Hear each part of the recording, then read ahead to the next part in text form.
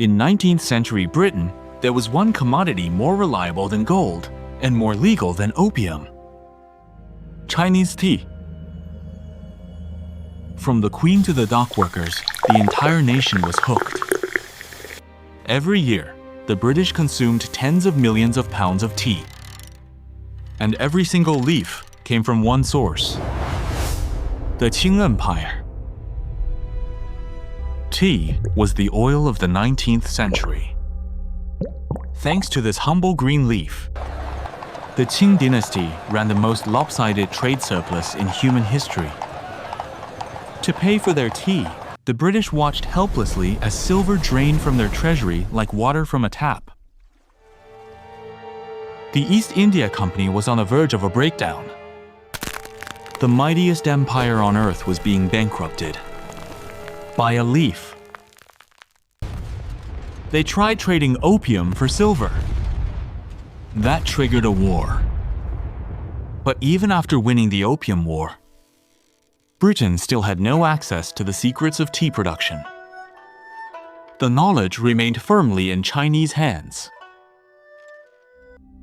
And so, a cunning and ambitious plan was hatched in London. If they couldn't afford to keep buying it, they would steal it and grow it themselves in colonial India. But there was a problem. Tea was China's most closely guarded secret. Did it grow on trees or bushes? Were green tea and black tea two different plants? Why did tea lose its flavor the moment it left Chinese soil? To crack these mysteries, the British sent in a man who would become the James Bond of the botanical world. Robert Fortune. Fortune was no soldier. He was a botanist. But in that era, a botanist could be the most dangerous kind of spy.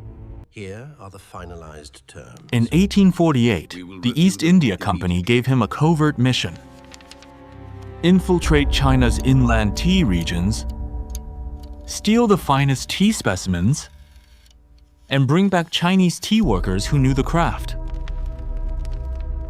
Though the Treaty of Nanking had opened 5 coastal ports, China's interior remained strictly off-limits to foreigners.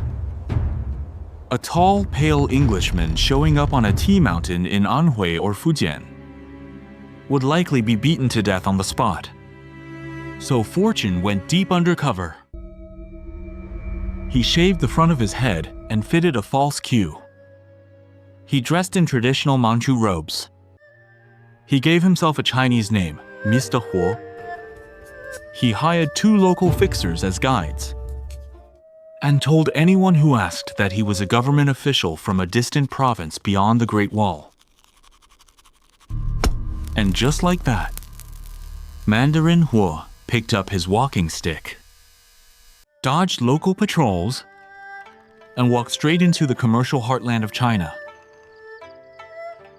He wrote in his diary, "As long as I kept my mouth shut, no one suspected a thing. But the moment I spoke, my broken Chinese gave the whole game away." So he played the aloof nobleman silent, reserved, letting his guides do all the talking. Fortune's first stop was the green tea country of Anhui province. There, he stumbled upon a discovery that would overturn centuries of European scientific consensus. Before the 19th century, every botanist in Europe was convinced that green tea and black tea came from 2 entirely different plants. They had even assigned them separate Latin names: Thea viridis for green, and Thea bohea for black. But when Fortune watched the workers processing tea with his own eyes, he was stunned. Green tea and black tea came from the very same plant. The only difference was in the method. Pick the leaves and dry them straight away without fermentation, that's green tea. Spread them out in the sun, let them oxidize and darken, then roast them, that's black tea. It was as if Europeans had spent 1,000 years debating the difference between white chocolate and dark chocolate, only to discover they both came from the same cocoa bean. Fortune didn't stop at documenting the process. He also uncovered something disturbing. To make green tea look more vibrant and appealing, Chinese merchants were adding lead chromate and Prussian blue industrial dyes directly into the tea. He wrote mockingly in a letter, "The British have been drinking tea for years, swallowing a measured dose of poison with every cup, all while believing it to be some kind of oriental elixir." Perhaps it is the floorboard. This revelation gave him a sense of overwhelming advantage over the Qing tea industry. Stealing the seeds and seedlings was only the first step. The real challenge was getting them out alive. Before Fortune, many botanists had tried to transport tea plants back to Europe. All of them failed. The salty sea air and the long voyage killed the delicate seedlings within days of leaving shore. But Fortune had a secret weapon: the Wardian Case. It looked like a miniature glass greenhouse. The principle behind it was elegant in its simplicity. The sealed glass box created a self-sustaining cycle. During the day, moisture evaporated from the leaves. At night, it condensed and dripped back into the soil. A tiny, self-contained ecosystem. Fortune collected over 20,000 tea seeds and several thousand seedlings. He packed them tightly into these glass arcs. To improve their chances, he even planted weeds inside the cases to anchor the soil and maintain moisture balance. The cases were shipped toward the foothills of the Himalayas. Fortune made a private wager with himself. If these boxes survived the rough waters of the Indian Ocean, the Qing Empire's silver monopoly was finished. Seeds and seedlings alone were not enough.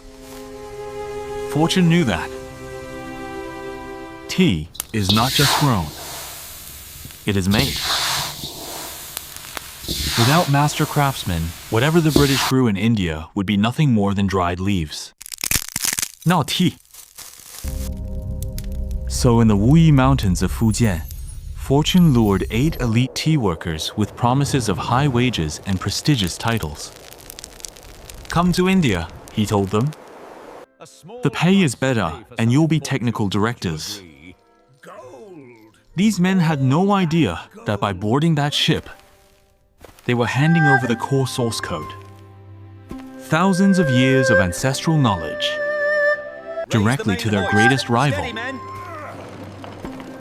They brought with them a complete set of tools: the roasting pans, the rolling machines, the drying ovens. And together with Fortune, they disappeared over the horizon. The heist was a spectacular success. In Darjeeling, at the foot of the Himalaya, the stolen Chinese tea plants took root. Against all odds, they thrived in the local climate. Under the guidance of the 8 Chinese tea workers, the British quickly mastered the art of making fine black tea. What followed was catastrophic for the Qing Empire. Costs collapsed.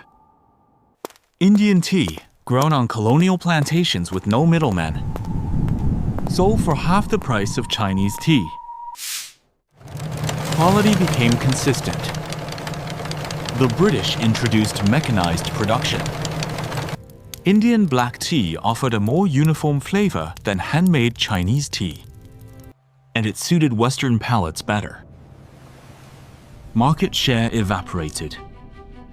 Within just a few decades, China's share of the British tea market plummeted from 100% to less than 10%. The silver pillar that had propped up half the Qing Dynasty's economy crumbled overnight. The empire's finances ran dry, and its fate drifted towards sunset. Carried away with those 20,000 stolen seeds, Robert Fortune returned to Britain a hero. He made a fortune from his espionage, but in Chinese history, he is remembered as nothing less than a plunderer. Yet, seen from another angle, the Great Tea Heist was, at its core, a cross-border transfer of knowledge. It reveals a harsh truth. Any monopoly maintained by secrecy alone is paper thin. When faced with systematic scientific inquiry, the Qing Dynasty believed that guarding the seeds meant guarding the wealth. But it failed to see that the thieves didn't just take the seeds. They rebuilt the entire industry with modern science, management, and global trade. Today, when you tear open a Lipton tea bag at your desk, this tale of espionage probably doesn't cross your mind. But in that cup of amber liquid, there still flows the ambition Robert Fortune carried away 180 years ago. Was this theft a step forward for civilization? Or an act of shameless robbery? It is a question that still echoes today. That wraps up this extended edition of the Theft series. If you enjoy this kind of deep dive historical breakdown, hit the like button and hold it down. See you in the next one.